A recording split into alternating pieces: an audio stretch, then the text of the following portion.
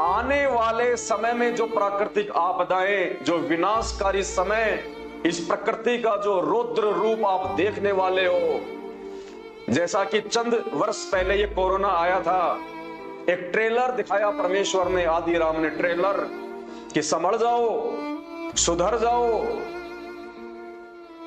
भगत बन जाओ, सदाचारी बन जाओ, ये मांस, मदिरा, नशा, व्यभिचार, इनको त्याग दो, सदाचारी जीवन जीवो, वरना आने वाले समय में जो प्रकृति का रौद्र रूप तुम देखोगे, तुम्हारी रूह कांप जाएगी। और उस समय पूरे विश्व में त्राही त्राही मचेगी। और संत रामपाल जी ने अपनी पुस्तक ज्ञान गंगा में, जहां पेज नंबर 187 नास्ट्रेदमस की भविष्यवाणी का मराठी भाषा में जिक्र किया हुआ है, उस नास्ट्रेदमस की भविष्यवाणी का जिक्र करते समय ज्ञान गंगा पुस्तक पेज नंबर 187 संत रामपाल जी ने युग परिवर्तन का समय लिखा हुआ है कि महायुग परिवर्तन का समय सन 1905 से लेके 2028 तक है, 2028 तक। और ये उस महायुग परिवर्तन का अंतिम समय निकट आ चुका है। ये 2023 चल रही है, आधी जा चुकी है। 24, 25, 26, 27, 28 5 वर्ष, ये आगामी 5 वर्ष इस दुनिया के लिए खून के आंसू रुलाने वाले होंगे। खून के आंसू रुलाने वाले उन लोगों के लिए जो लोग समय रहते संत रामपाल जी के ज्ञान को समझ के उनकी शरण में नहीं आते हैं। और उसके बाद जब पूरी दुनिया में त्राही त्राही मचेगी, ये तो बाबा वेंगा और नास्ट्रेदमस की भविष्यवाणी से भी सर्वसिद्ध हो चुका है। और इन सबसे ऊपर की भविष्यवाणी जो संत रामपाल जी ने अपनी पुस्तक ज्ञान गंगा में लिख दी है, उसको तो धरती का कोई प्राणी काट ही नहीं सकता। संत रामपाल जी के मुख से और उनके हाथ से लिखे गए वचन को 21 ब्रह्मांड में कोई फैल नहीं कर सकता। कहते 7 वचन पलटे नहीं, चाहे पलट जाए ब्रह्मांड। सूरज पूर्व के बजाय पश्चिम से उदय हो सकता है, लेकिन संत रामपाल जी के मुख से बोले गए वचन फैल नहीं हो सकते। तो इन आने वाले 4-5 वर्षों में ये प्रकृति इंसान को जो अपना रौद्र रूप दिखाएगी, प्रकृति कौन? ये दुर्गा और ये काल जो 21 ब्रह्मांड का संचालन करते हैं, ये जो रौद्र रूप दिखाएंगे, यहाँ पे जो महामारियां आएंगी जिनके विषय में भविष्यवाणियां हो चुकी हैं कि डॉक्टर भी हॉस्पिटल छोड़ छोड़ के भाग जाएंगे, चलते चलते लोग रोडों पे गिर गिर के मरेंगे, डॉक्टर छोड़ के हॉस्पिटल भाग जाएंगे कि ये क्या बीमारी आ गई। ऐसी ऐसी महामारियां, ऊपर से प्राकृतिक उथल पुथल, कहीं भीषण बरसात हो रही है तो कहीं कोई साइक्लोन आ रहा है। जैसे अब ये बिपरजॉय आया, क्यों खाली करना पड़ गया आधा गुजरात, राजस्थान तक उसने तबाही मचा दी। ये तो शुक्र मनाओ उस आदि पुरुष संत रामपाल जी का, जिन्होंने इंसान को सन 1951 के बाद जब से वो धरती पे आए हैं, ये टेक्नोलॉजी दे दी, साइंस दे दी, टीवी, इंटरनेट ये दे दिए, ताकि इंसान ने पहले से उन चीजों का अनुमान लगा के और लोगों को जो है वो सुरक्षित स्थान पे भेज दिया। वरना गुजरात में जो बिपरजॉय आया था, इससे कितने लोग मरने थे, लाखों की संख्या में, कितनी जो है वो तबाही होनी थी। शुक्र मनाओ परमेश्वर का, जिन्होंने इंसान को पिछले 50 वर्षों में ये साइंस दी है, ये टेक्नोलॉजी दी है। उससे पहले कहां थी ये साइंस, ये टेक्नोलॉजी?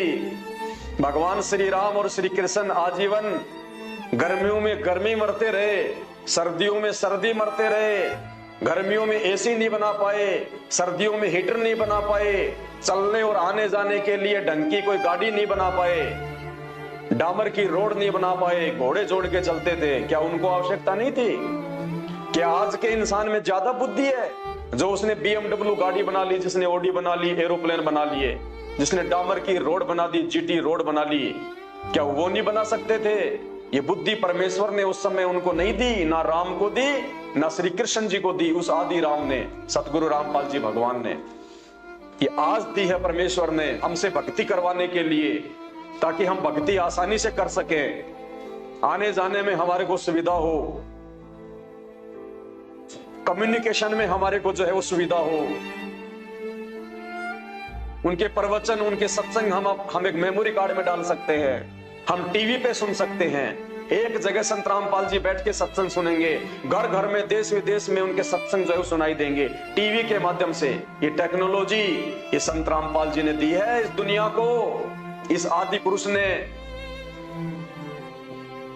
तो आने वाले समय में प्रकृति जो अपना रौद्र रूप दिखाएगी, वो चाहे किसी भयंकर महामारी के रूप में हो जैसे कोरोना, चाहे अतिवृष्टि के रूप में हो, भीषण बरसात के रूप में हो, चाहे किसी भयंकर भूकंप के रूप में हो, जैसे कुछ महीने पहले तुर्की में भूकंप आया रातों रात, और 2 घंटे में लाखों लोगों को मौत की नींद सुला दिया। तो हिंदुस्तान से कौन सी यारी है जो भूकंप हिंदुस्तान में नहीं आ सकता? ये ट्रेलर दिया परमात्मा ने हिंदुस्तान की आत्माओं को। सौभाग्य हमारा जो परमात्मा हिंदुस्तान में आए हुए हैं कि सुधर जाओ, वरना तुम्हारा भी यही हाल होगा वर्तमान में। और जो विश्व युद्ध की छाया जो पूरे विश्व के ऊपर जो मंडरा रही है, फूड क्राइसिस आएगा, दाने दाने को लोग तरसेंगे, दाने दाने को। जय गुरुदेव पंथ के प्रवर्तक संत तुलसीदास ने, जब तक उनके पास में आध्यात्मिक शक्ति थी, पावर थी, बाद में तो वो भी जो है भुगत भुगत के मरे। उनको भी पूरे शरीर पे, हाथ पे उनके कोड हो गया था जब उनकी भक्ति समाप्त हो गई, क्योंकि वो गुरु अधिकारी नहीं थे, मनमुखी रूप से वो गुरु बन रहे थे राधा स्वामी इस पंथ से निकल के। और जब उनकी भक्ति लोगों को आशीर्वाद दे दे के समाप्त हो गई, अंत में उनकी भी दुर्गति से मौत हुई है। लेकिन जब तक उनके पास में भक्ति थी, उनके पुण्य थे, तब तक उनका जो कनेक्शन था वो काम जो है वो कर रहा था। तो श्री तुलसीदास जी ने भविष्यवाणियां की हुई है कि आने वाले दिनों में ऐसा समय आएगा, ये 2028 से पहले पहले बोरा भर के पैसों का ले जाओगे, 1 किलो आटा भी नहीं ले पाओगे। और ऐसा फूड क्राइसिस आएगा, गंदी नाली में अगर रोटी का टुकड़ा पड़ा हुआ मिल जाएगा तो लोग सोचेंगे उठा के खा लो, वरना शाम तक जीवित नहीं रहेंगे। ये न्यूक्लियर बम, एटम बम, ये मिसाइलें, ये होली दिवाली पे मनोरंजन के लिए नहीं बढ़ा रखी अमेरिका ने, चाइना ने, रशिया ने। और आजकल तो एक एक न्यूक्लियर मिसाइल, एक एक एटम बम, परमाणु बम इतने खतरनाक हैं, एक बम पूरे देश के लिए पर्याप्त है। और रसिया इस समय कितना जो है वो, रसिया कितना वो नजदीक बैठा हुआ है न्यूक्लियर छोड़ने के। और भविष्यवाणी हो रखी है, चाइना, अमेरिका और रसिया 90% ये देश आपस में लड़ झगड़ के नष्ट हो जाएंगे, 90%। और 10% जो आत्मा जो बचेंगी इन देशों में, उनको भारत अपनी शरण देगा। आम आदमी अपने और अपने परिवार की जान के लिए ऊपर हाथ करके रोएगा इन देवी देवताओं से, ब्रह्मा विष्णु महेश से। मुसलमान अपने अल्लाह से अरदास करेंगे, लेकिन ना तो वो मुसलमानों का अल्लाह वो शैतान आएगा बचाने, ना ब्रह्मा विष्णु महेश, और ना ही हिंदुओं का अल्लाह वो काल आएगा बचाने। जो कोरोना में नहीं आ पाया, जो शुरुआत में नहीं आ पाया, वो भीषण समय में कहां आएगा? उस समय जब ये देश के राजनेता भी अपनी जान के लिए दर दर की ठोकरें खाते फिरेंगे, उस समय ये संत रामपाल जी पूरी दुनिया में एकमात्र बचाव का साधन दिखाई देंगे।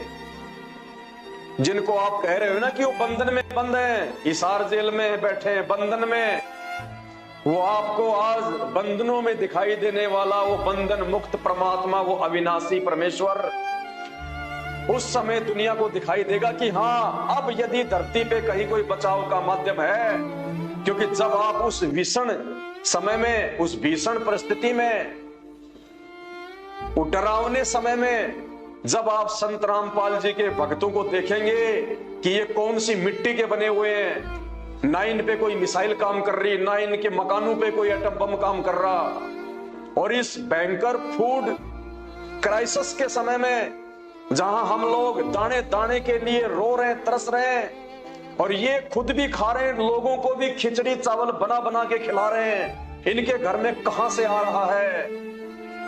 तो संत रामपाल जी ने अपने प्रवचनों में अपने भक्तों को आशीर्वाद दे रखा है कि जो मेरे इन नियमों में रह के आजीवन मेरी भक्ति करेगा, आने वाले समय में अगर तुम्हारे घर में एक दाना भी अगर होगा, एक दाना गेहूं का, सुबह वो पीपा, वो मटका, वो गेहूं से भरा हुआ मिलेगा, भरा हुआ। ये वो समर्थ परमात्मा है। सतगुरु जो चावे सो कर दे, भरम पड़ो मत कोई, और सेऊ धड़ पर शीश चढ़ाया, पीछे करी रसोई। ये वो समर्थ परमेश्वर है। दुनिया देखेगी फिर इनके भक्तों के आधार से कि तुम्हारा गुरु कौन है, तुमने भक्ति किसकी की है, तुम्हारे ऊपर किस महापुरुष का हाथ है। तब इस दुनिया को पता चलेगा जब इनके आज ही ये तथाकथित धर्मगुरु और ये 33 करोड़ देवी देवता ब्रह्मा विष्णु महेश दुर्गा और काल भी ऊपर हाथ खड़े कर लेंगे कि यजमानों, अब हमारे बस की बात नहीं है, अब बात हमारे हाथ से निकल चुकी है। ये जितने भी धर्मगुरु हैं ये सब छोड़ छाड़ के आश्रम भाग जाएंगे, बंकरों में छुप जाएंगे ये नेता लोग। वो समय आएगा आने वाले समय में, इन 5 वर्षों में, ये मैं अपनी तरफ से नहीं बोल रहा, ये भविष्य वक्ताओं की भविष्यवाणियां हैं जो आए दिन ये टीवी चैनल वाले अपने चैनलों पे चलाते रहते हैं। दुनिया भर के यूट्यूबर अपने यूट्यूब पे वीडियो के माध्यम से तुम्हें जागरूक जो है वो करते रहते हैं। उस समय एक संत रामपाल जी का नाम निकल के आएगा इस दुनिया में कि अगर इस पूरे विश्व को कोई बचा सकता है, और भारत को यदि कोई बचा सकता है, भारतवासियों को यदि कोई बचा सकता है, तो केवल एक परम शक्ति है जिसके ऊपर ना दुनिया का कोई एटम बम काम करता, ना कोई न्यूक्लियर बम काम करता, ना कोई मिसाइल काम करती, सब निष्क्रिय।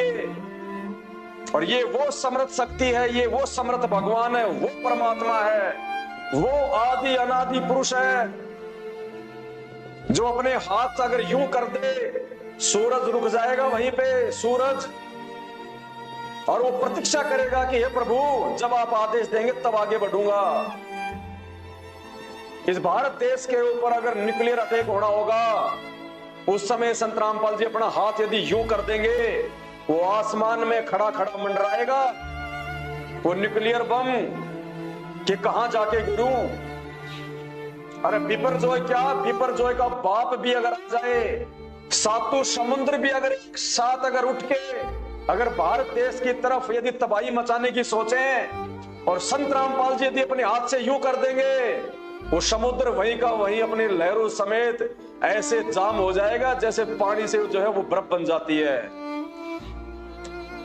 ये वो परम शक्ति है, पहचानो।